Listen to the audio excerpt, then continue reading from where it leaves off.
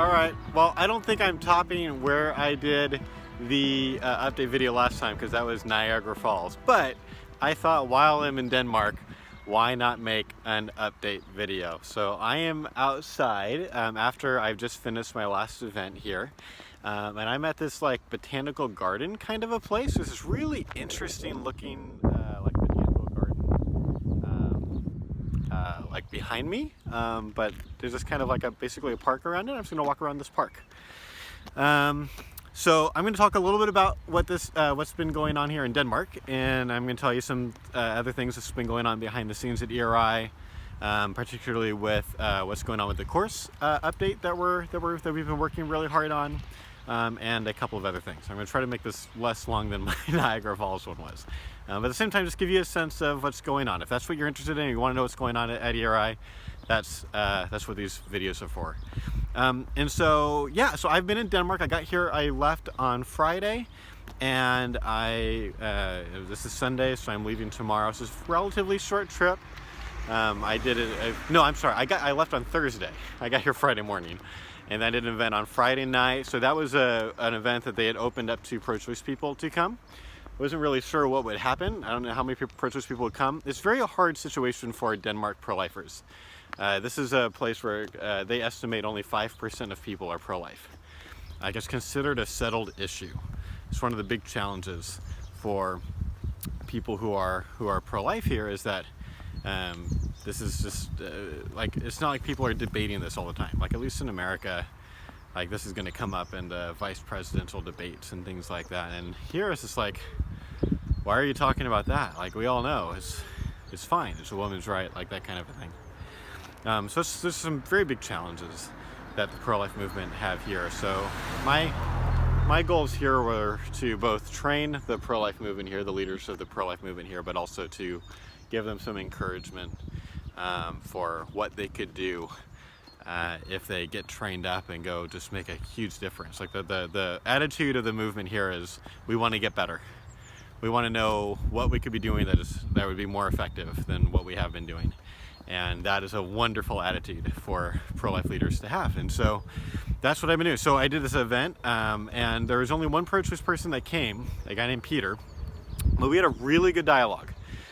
He asked some good questions, and I answered him. I didn't get very debatey with him. I was very careful. I found like a lot of common ground with him, and didn't answer every single challenge he offered, but we did go back and forth like 4 times or so. And then at one point I kind of decided to stop it because, like, to be fair to him, he didn't come expecting to get into a debate with the speaker, and he was surrounded by pro-lifers. So I just wanted to, be careful how I handled the situation. But after the talk, I spent some more time with him, and we had a lot of common ground on different kind of, political theories and things that we're both thinking about politics, and I'm not going to get into all that. But it was a very good conversation, and he said that he was really glad that he came. I basically explained the equal rights argument and another pro-life argument, and talked about what we say when it comes to the issue of rape. And then we did Q&A, and so anyway, that was very good. So his comment about the evening was that he's really glad he came. He said that I was, if not at least one of the most thoughtful people on kind of the conservative side that he's ever heard, and that there were very interesting arguments, and gave him a lot to think about. So that was really cool. And then the next day was an all-day conference, an all-day just kind of solo conference. And so about 50 pro-life people came, and we did it at the seminary. We started, it started at 10:30 in the morning, and we went until 8:30 p.m. It was a long day, so I don't have like a whole lot of voice left after that. But I gave a talk on 8 faulty arguments and tactics, and then some Q&A, and then we took a quick break, and then we came back. Actually, we took a lunch break, and then we came back, and I gave a talk on the equal rights argument and how to use that, how to respond to pro-choice explanations of personhood. And then we took a really quick break, and then we did the bodily rights lecture, and then we took a half an hour break, and then we did, like, I think it was an hour-long Q&A session. that went all over the place, and then we had dinner, but we weren't done then. And then we had I'm pretty sure it was a 2-hour open Q&A session after that. Yeah, it was 2 hours. So these are very committed pro-life. Like, they really wanted to take advantage of the opportunity to, ask us a lot of questions. I'm gonna go this way.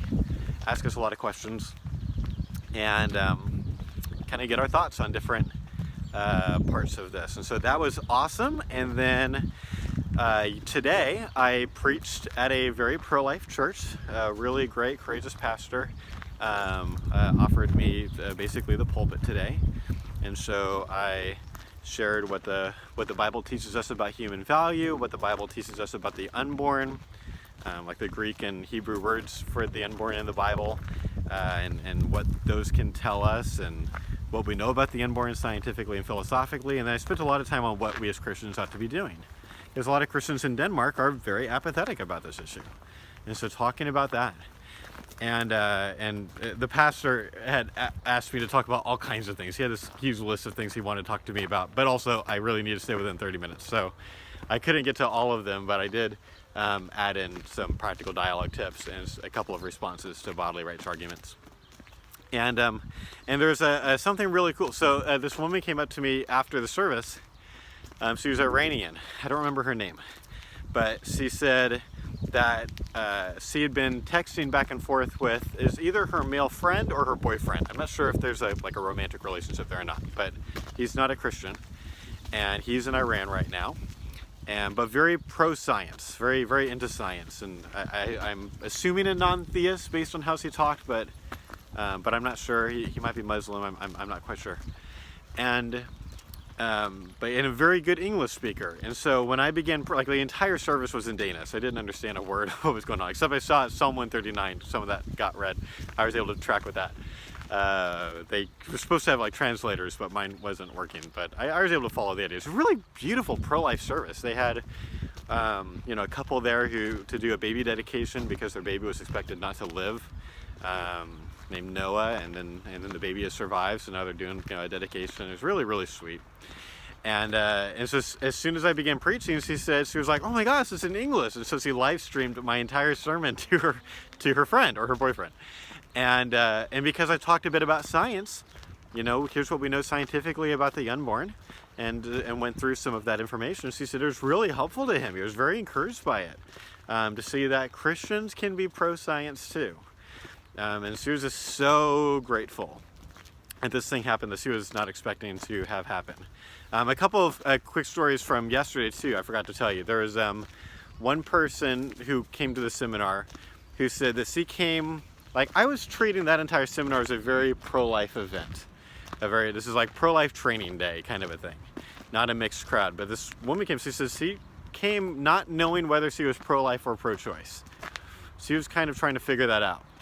And she said that this was really helpful to her because now she had arguments so she could understand why she ought to be pro-life. So that's awesome. And then this other woman came, and she said she knew she was pro-life. She had just gotten to the point where she'd almost given up talking about it because it was just so discouraging for her. And she said there's a combination of two things that made her feel revitalized. One was new arguments. She's like, oh, there's new pro-life arguments? There's arguments that work better than what I've been trying? Oh my gosh, that's awesome. And then the other thing was just, I spent a lot of time yesterday trying to, again, bring them hope. Yes, they have really big challenges that the pro-life movement in Denmark has, but there's also some advantages. And I told this story where the first time I spoke to one of the younger leaders at Right to Life, her name is Anita.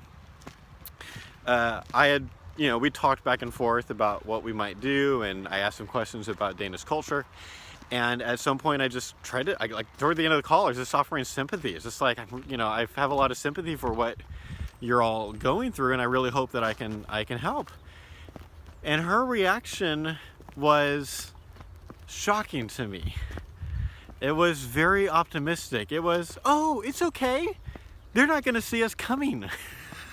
It was we have this great advantage. It's like when the you know, it's like the advantage that like Sherlock Holmes or Columbo has, where it's like everyone thinks this person's not as smart as they are, but then like secretly they've got this, you know, super skill. Like that's how she feels. This is like, we're gonna get all trained up by ERI, and then we're gonna take this country by storm. They're not even gonna see us coming. It's gonna be awesome. So just what an awesome attitude. But also some of the pro-lifers were less optimistic and just needed some hope. So I gave them lots of reasons for encouragement and hope. Like free speech is well and alive in Denmark, even though most people are pro-choice. It's not like in Canada, where like free speech is just being chipped away in significant ways. It's getting really bad. That's not so much a problem here in Denmark. And so there's some, and you know, advantages and disadvantages. I'm not going to get into the whole list, but she said that a combination of the new arguments and just kind of what I was saying to be encouraging and give them hope just revitalized her and made her like, yes, I am still willing to talk about this issue. It is worth talking about and saying this is pro-life to her pro-choice friends. There's a kind of a funny thing where I went into a little spiel at one point about how important it is to have pro-choice friends, and this is something that's very important to me, and I'm talking to people in America about a lot, but they got a different reaction here. It's not as relevant in Denmark, because they said, yeah, if you don't have pro-choice friends in Denmark, then you don't really have any friends. We all have pro-choice friends. Most of our friends are pro-choice. Like, it's less polarized. You know, in America, a lot of Christians don't have atheist friends or pro-choice friends or whatever, at least, or more than one, you know, and that's not good. Whereas that's not so much the problem here in Denmark. So they can do all kinds of relational apologetics, and they're excited to do that. And so anyway, so I gave us a sermon this morning at this church. I think the church might end up doing the Equip for Life course, as has the Right to Life group already. And then this afternoon, I did kind of a private, informal Q&A session, although there's a little bit structured. This was more of instead of answering questions like, what do you say when pro-choice people say it's a parasite, and you know, different things like that. This was more of a consulting meeting, like a strategy meeting for the Right to Life group. And they had kind of 5 topics that they wanted to talk about, and so we talked about those things, and I won't get into all of that, but that was very, very helpful for them. That was a 2-hour meeting, and now I'm walking around shooting this video, and it's the last thing work thing I'm doing. Then I'm going to go and find dinner somewhere, and I'm going to crash. I'm exhausted, and I'm going home tomorrow. So let me tell you about a few other things that are going on at ERI that have been pretty exciting. One of the big things that has taken a lot of my time in the last month is we had to completely rework the way we were doing webinars. When I first started doing webinars, which was last year, I asked David B. Wright, you know, what should I use? He's kind of my tech guru guy that I go to. And he said, well, there's this kind of cheap option, and then there's this more complicated and more expensive option. He says, so why don't you start with the cheap one and kind of see how that goes? And so I did. And it's kind of a browser-based plugin, and you kind of put in your things. But it's nice. It was good for us because, like, you can put in videos, so we can play course videos and stuff like that. And but it's pretty limited in different ways. And but there were 2 webinars recently where we had pretty big problems with this service. And in the last one, it was one of our Students for Life partnership webinars, where Students for Life promotes this training event for other people. And then, you know, I kind of present, and we show some videos from the course, and then we take questions. The entire stream went down, and it's such a limited platform. Like, if the stream goes down, there's nothing you can do. Like, you don't have a lot of control over what's going on, or like ways to fix it. And so, like, we ended up having to jump over to Zoom, and it was very unideal. You know, we finished the webinar, but it was not good. And so at that point, basically, I vowed I'm never using this technology again. This is just not. It's not good. It wasn't like our internet was slow or something like that. Like, this is just like there's limitations, and it's a big bummer when it doesn't work out. So I've moved to the more complicated option, which we were going to be doing anyway this year. I just basically had to jump earlier than I thought, because ERI is planning on doing a bunch of webinars later this year. We've got these plans. I'm not going to get into it right now, but this is one of the big things that we've talked about doing is some special kind of Q&A webinars that'll be different, very different format than what we do with Students for Life. And so we were going to do this. It's just I thought I had more time, but after that went down, it's like, and we've got another one of these in a month. It's like I need to get set up on this new thing. But unfortunately, that ended up meaning I had to get some equipment. We needed a better computer because my computer is just not fast enough to run the software. So we were going to need to get a new computer anyway. We're going to do live streams later anyway. It was just like we got to do it now and not maybe in a couple months. And so I just spent a lot of time researching, learning the new software, getting things set up. It's like anytime you learn something, it's like you just got this time. It's a time sink where you're learning how to do it, and you're also getting it set up for the first time. Like every time I do a Students for Life webinar in the future, it'll be way faster. It'll be way less prep because I don't have to, re-put in all the graphics and all the things. Like now I kind of just know what I'm doing. But I also had to learn, how to pull off certain things that the cheaper software kind of just did automatically. How do you put a chat box next to the video? Where do you stream this thing to? And how do you do all that? And again, David B. Wright was really helpful on a lot of those things. So that cost me easily a couple of weeks, is just having to learn all these different things and make sure that our next webinar would go, which we just did. That was last week. And just Tina and I, Tina Whittington from Students for Life and I are just doing these, and it went really, really well. It was almost flawless. I figured out a couple things we could do a little bit better. So I've got a little bit of research before the next one, but it went really, really well. And we'll be keeping you posted about future webinars that we're planning on doing down the road. So that was one thing that definitely took a lot of time. There was another thing that that took some time, but it was important to do, which was some speaker training for Rachel, because Rachel went on her first speaking tour, she went to Oregon to speak at the Oregon Right to Life conference. It's somewhere where I've spoken 2 or 3 times and really, really enjoy it. We love the people at Oregon Right to Life, but unfortunately, because I was going to be out of town right before their conference, it just wasn't going to work for me to do it. And so they had Rachel come and give 2 talks, and so we had always committed that, early on when Rachel got to Charlotte, we would do some speaker training. And so this was a good thing to force us to actually, fulfill that, that original plan. So Rachel worked really hard on learning of kind of the speeches that we've written. She added some of her own stories and stuff, but there's a lot of just ERI material and practical dialogue tips and bodily rights arguments. And then she would come into the office and give those talks to me, and I would take a bunch of notes and give her thoughts, and just help her improve. And so she did really, really well. I was really proud of her for how quickly she was kind of taking these notes and incorporating them into her talk. She went straight from Oregon to Pennsylvania to do outreach for 2 days with one of the Students for Life clubs that takes her course, and then give a bodily rights talk on that campus. And that went really, really well. Like, there was kind of a hostile atmosphere. The students were really upset that Rachel was going to be there. So a lot of students came to kind of protest or hassle her, and it went really well. They were really impressed with what she had to say. There's even kind of a slightly hostile pro-choice person who wasn't even there for most of the talk, just came in toward the end, and then asked this question. She really didn't like one of Rachel's answers, and then Rachel explained exactly what's going on with this answer, and kind of explained, like, what is Charlotte the toddler doing? It's not an argument in and of itself. It's helping to show this main, a very big disagreement between pro-life and pro-choice people. Is the unborn valuable or not? And then the girl's like, that is one of the most helpful things I've ever heard a pro-life person say. Thank you so much. That was awesome.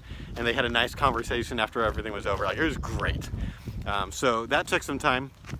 And the only other thing I'll talk about is give you an update on what's been going on with the Equip for Life course, because we've been working on a big update. We've been talking about this for a while. And I thought we would be further along than we are.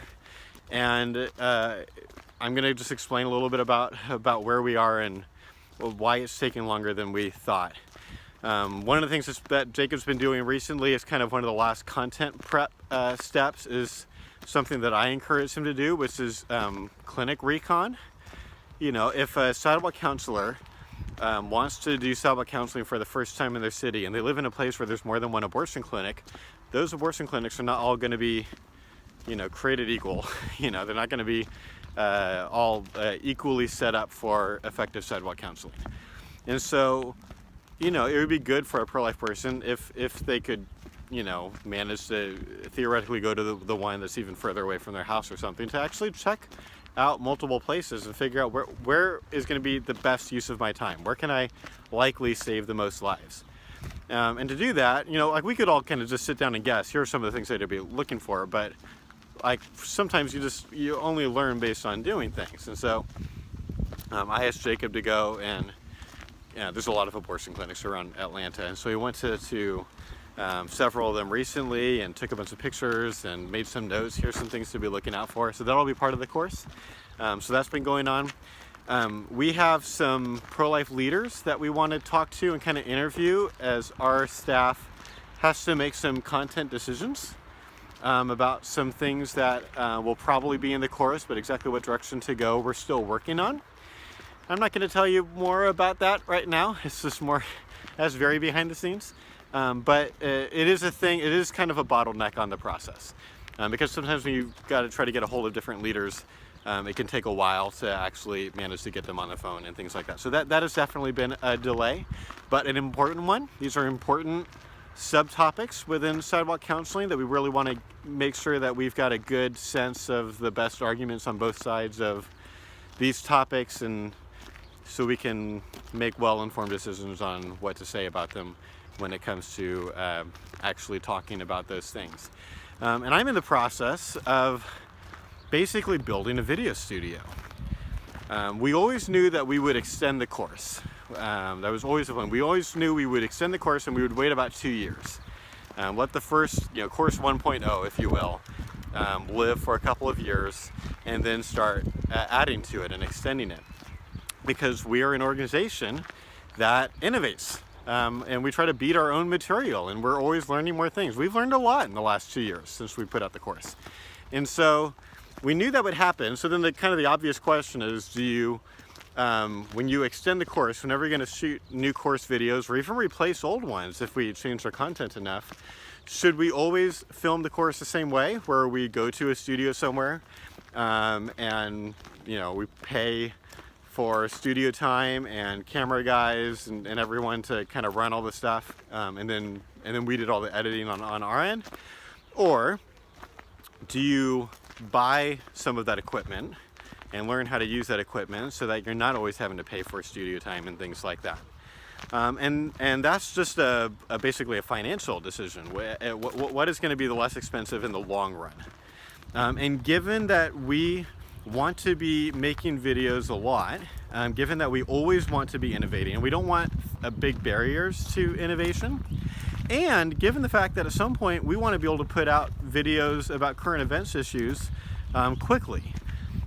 So for example, last year when the James Franco video came out that everyone kind of went nuts about, where he interviewed Liz Harmon, this pro-choice philosophy professor who made this pretty strange pro-choice argument, and people kind of jumped on her. I really wish that we could have pretty quickly put together a video that would just help pro-life people to think well about this issue and just get it out.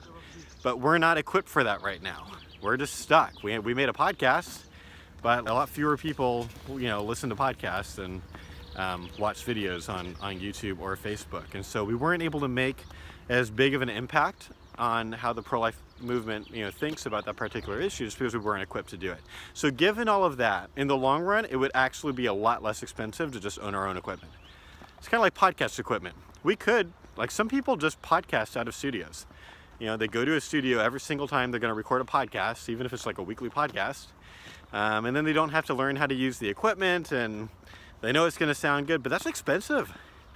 And we knew we weren't going to do that. I mean, we bought the podcast equipment when we made the course. It's not that expensive, and of course we saved money in the long run. You know, it's certainly paid for itself by now, probably multiple times. And so this is a similar thing. If we were only making videos like once a year or something like that, or less, it might be cheaper to just, it would certainly be simpler to do this in video studios on the pre-production end. But we have a very particular vision for what we want to do in the long run at ERI and how we want to influence people. And video is where it's at. Everyone is moving to video, and there's a really good reason for that, or a set of really good reasons for that. So not only do we want to be culturally relevant in what we have to say, but we want to be culturally relevant in the ways that we're saying things. How are we getting our message out to pro-life and pro-choice people? And so all that to say, that's the reasoning behind this. We raised the funds to do it, and it's been a process of, careful research. What cameras to buy, what lights to buy, what microphone to get for when you're shooting videos, like all these different things. Yeah, you could spend weeks and weeks and weeks and weeks researching this stuff, and I'm trying not to do that, but I did have a very helpful volunteer named Matt, who's a photographer, help me with the research, and that definitely saved me a lot of time. And so I've been going through some different things, researching different things, just trying to make sure we're being very wise in the way that we spend money. We don't just want to go nuts because video equipment can get expensive pretty fast. So always kind of looking for not the most expensive, but also not the cheapest, kind of somewhere in the middle, something that is a good quality, good bang for your buck, but not the most expensive options for sure. And so I've been involved a lot in some of the research for those purchases. We've made a lot of the purchases now, and I was also learning the equipment. Now I've got to learn these cameras, and I'm learning lighting. Like, it would be great if we could have just hired someone who knows cameras and lighting. I don't have the money to do that right now, and so I'm learning lighting, studio lighting, and how to run cameras, at least basically. And we'll still end up having to hire one camera guy for the sidewalk counseling course module, because it's going to be a 3-camera setup. So I'll run a camera. There'll be a camera on a tripod, and then I'm going to have another. We'll have to hire a person to run the 3rd camera, and so we're looking for that person. And we're actually looking for have multiple camera people that we could just kind of have on call, and then when we schedule a time to shoot, we can find out who's available, who would be available to maybe donate some of their time or give us a nonprofit rate or something like that. We've got one of those people already. And so so that's the process we're going through. That's a lot of what the delay is right now, is we're in the process of not just getting ready to shoot this course, but we're also in the process of really extending what we can do in the office, extending what technology we're using, and just the different things that we're going to be able to do down the road.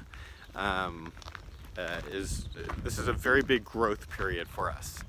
And the other thing I think that's also slowing us down, I don't want to sound like apologetic, like I don't feel bad. I think we're making really good calls, but it is taking longer than I would have predicted. And I think that could be for a lot of people, like, really, why does it take this long? And a lot of it is when we've made the first course, we purposefully basically stopped blogging. We stopped blogging, or we didn't stop blogging, but we really slowed down our blogging. We went from like weekly to monthly or something like that. I forget, but we cut our blogging down by, I think it was 400% for about a year, and that was a purposeful decision. And we weren't podcasting at the time, so we just kind of it was kind of all hands on deck. Let's just work really, really hard on the course, and like speaking basically is a lot of what was going on. And we haven't done that this time. We're still blogging every other week. We're still putting out multiple podcasts a week. And we didn't want to slow all of that down. But it's just on all the time that we're spending not doing those things, we're working on these really big course extensions. So it'll be this big sidewalk counseling module, a lot of new practical dialogue tip videos, and 2 new philosophy videos. And that's probably been the other bottleneck, is some of the philosophical issues we're getting to get really complicated, and we're working with experts on some of those things, and putting together the scripts and making certain kinds of philosophical decisions has also been pretty tricky. Really want to make sure that we do these things right. And so anyway, that's what's going on behind the scenes. Tim and Rachel are busy working on philosophy, which is what they are here to do. And Rachel also did a speaking trip, and then I've been doing speaking trips like in Canada and Denmark, and also working on buying equipment and learning how to do webinars better. That's been what's been going on for me, and Jacob is busy working on the sidewalk counseling module basically full-time when he's not actually sidewalk counseling at his local abortion clinic, learning new things. That's what's going on at ERI. Thank you so much for your prayers, for your support, for your financial support. If you're one of our donors, thank you so much. You are what makes all of this work possible. So, here I am from Denmark, signing off.